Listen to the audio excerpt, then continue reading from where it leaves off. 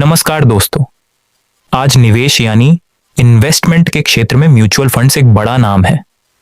इस वीडियो में हम जानेंगे इसकी शुरुआत से लेकर भारत में इसके विस्तार तक की पूरी कहानी, स्टेप बाय स्टेप, 1 से 8 स्टेप में।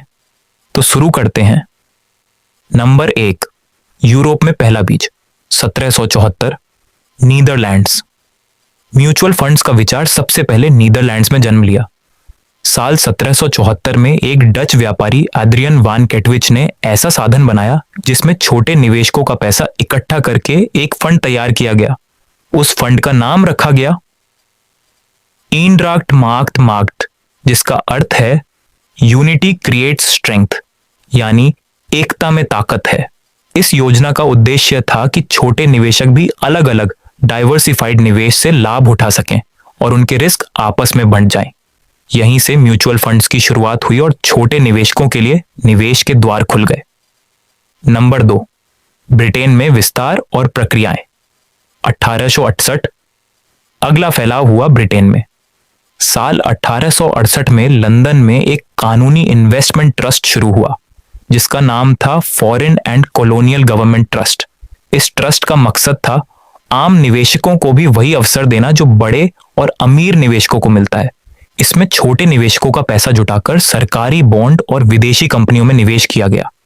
यहीं से म्यूचुअल फंड्स का विचार यूरोप से बाहर फैलने लगा और इसे एक निश्चित रूपरेखा मिल गई। नंबर 3, अमेरिका में प्रवेश और ओपन एंड फंड 1924।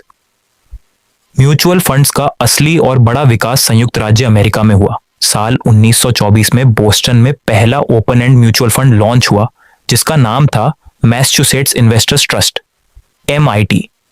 यहां ओपन एंड फंड की सुविधा दी गई, यानी निवेशक कभी भी यूनिट खरीद या बेच सकते थे।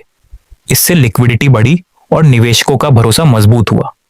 यह फंड आज भी सक्रिय है और इसका प्रबंधन MFS यानी इन्वेस्टमेंट मैनेजमेंट करता है। नंबर 4, ग्रेट डिप्रेशन और रेगुलेशन 1929 से 1940। साल 1929 की ग्रेट डिप्रेशन महामंदी ने अमेरिकी अर्थव्यवस्था को बर्बाद कर दिया। कई निवेशकों को भारी नुकसान उठाना पड़ा।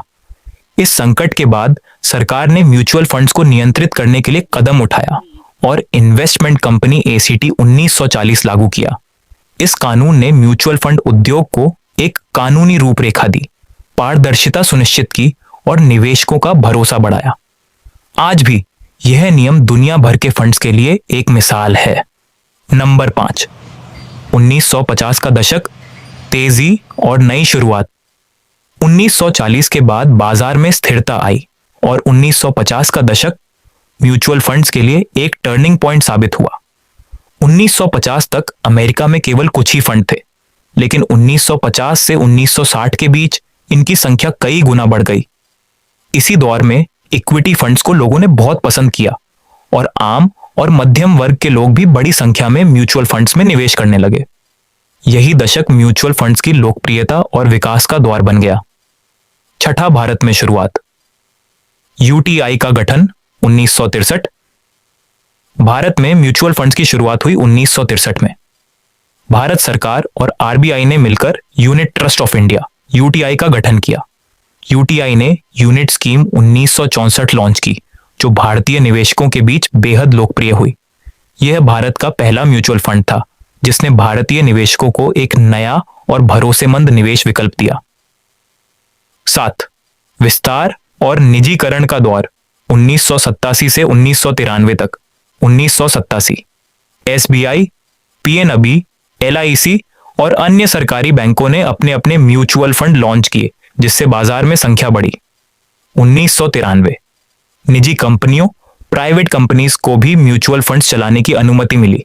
इस निजीकरण से बाजार में मुकाबला, कंपटीशन बढ़ा, नए नए उत्पाद आए और निवेशकों को ज्यादा विकल्प मिले। 8, सही रूपरेखा AMFI का गठन 1996।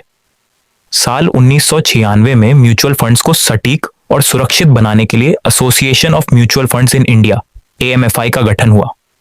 इसका उद्देश्य था निवेशकों को शिक्षित करना, पारदर्शिता लाना और उनके हितों की रक्षा करना। इसी वजह से आज भारत का म्यूचुअल फंड उद्योग विश्वसनीय और संगठित बन चुका है। और आज का दौर, दोस्तों, 1774 में नीदरलैंड से शुरू हुआ यह सफर आज पूरी दुनिया में करोड़ों निवेशकों की जिंदगी का हिस्सा बन चुका है।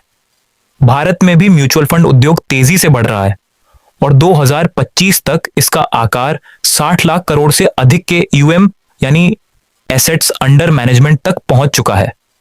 आज म्यूचुअल फंड्स छोटे निवेशकों से लेकर बड़े संस्थानों तक सभी के लिए रिस्क को कम करने और संपत्ति बनाने का एक भरोसेमंद साधन बन चुके हैं। तो दोस्त, वीडियो अगर अच्छा लगा हो तो वीडियो को लाइक, चैनल को सब्सक्राइब और कमेंट जरूर करिए।